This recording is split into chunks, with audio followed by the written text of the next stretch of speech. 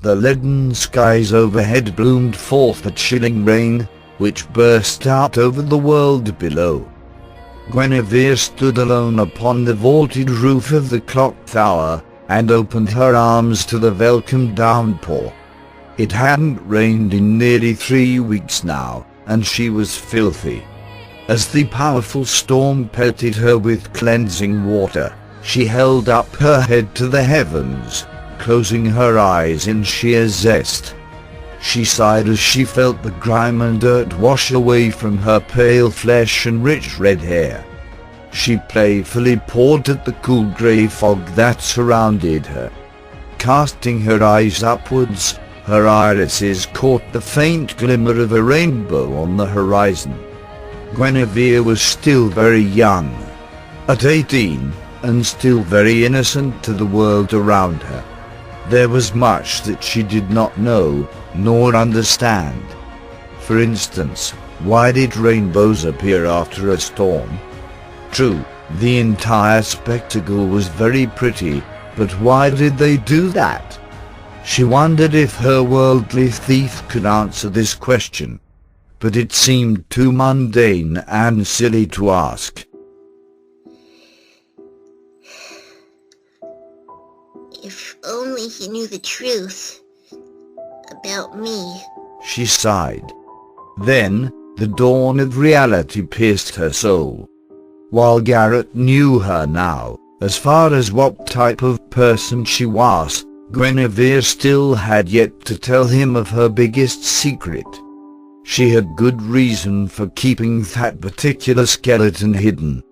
The young woman knew that there was a very real chance that once her thief knew about her true nature, he would despise her.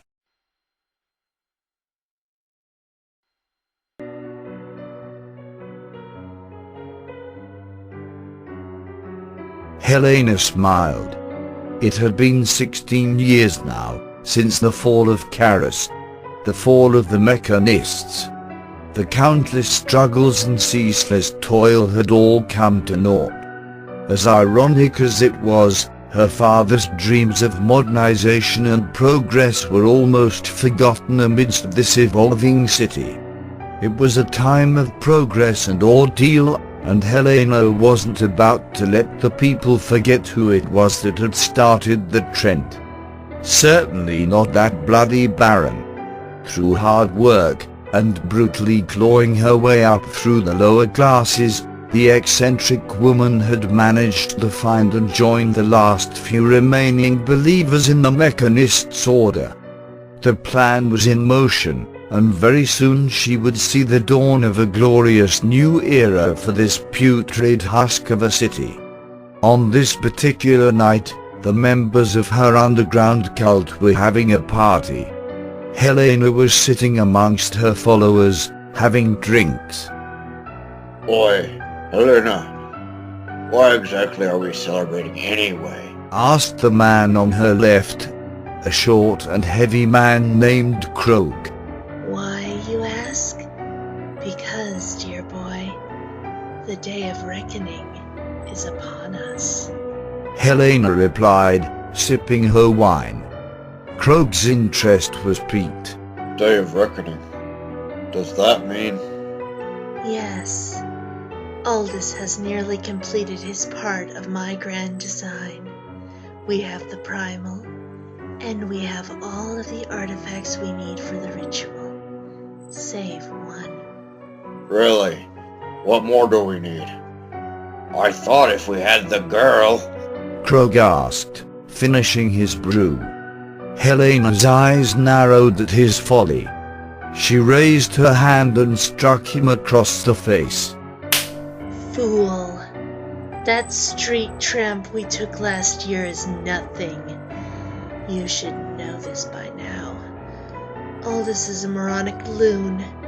He thinks that the power is within her, that she is all he needs. He is wrong. The primal will destroy everything if it is used without the power of its ancient source. And what source would that be? Krog rubbed his jaw. Helena's mouth contorted into a demented smile. The last mother. The last mother? Who the hell is that? She's the last link to the old gods. Through her, we can not only wield the power of the primal stone, we can combine the power of each and every faction, rendering a force so great that all the world will bend to our will. Helena proclaimed. But if the girl's not necessary, then why do we still have her? Because we need the last mother to extract the primal from her body. Once this is done, we can end her. Until then, I say let Aldous have his fun with her. If he truly thinks that her blood is enough to grant him power over this city, then he'll be even easier to trick than I had anticipated. Krog stroked his beard. But, milady, why rely on him at all? You have far more followers than he. Why not just steal away the girl for yourself? I'm still the boss, Krog. I'll make the decisions here. Thank you very much. Helena snapped. Krog reclined back in his seat. Well, I suppose that's fine. I've been trying to be less serious anyway. About time. Being serious does not suit you, Krog. Helena laughed. Krog finished his drink and patted her on the back. Aye, you're right about that, lass. He bellowed. She stared up at him in disdain. Don't ever do that again, you slimy gutter ilk.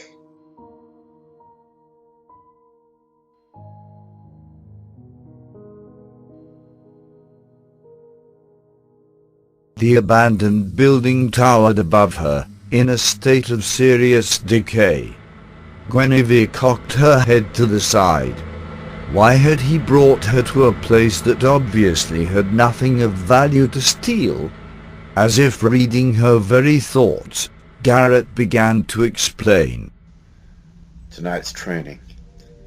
It's not about taking in a successful haul, Guinevere. At least not for the moment. It's about staying alive. Once you enter this building, you'll need to rely on your every sense to do just that. You aren't in any real danger, but I want you to act like you are. Understood? Yes. She gave a brisk nod. Good. Keep your wits about you, as I will be stalking you from the shadows. Garrett reminded.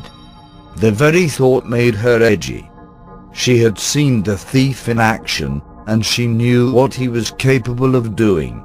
Once he began a job, Garrett turned into a ghost. He was extremely swift and silent, and nearly undetectable. If you catch me? She offered. I hope not to. That's the point, Guinevere. I want you to elude me. I don't think that's possible. At least not without my invisibility spell. She whined.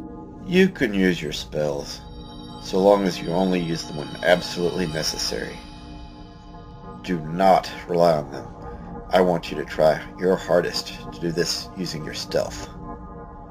I don't know if I can. She looked away, unsure of herself. Instantly, a firm, leather-clad hand found her supple cheek. Garrett turned her distraught expression towards his, and offered a genuine smile. Guinevere, I'm not doing this because of our working relationship. I'm doing this because I see promise in you. I need you to try and find that promise in yourself. All right. I'll do it. She grinned. Garrett released her face, and he watched as Guinevere entered the building.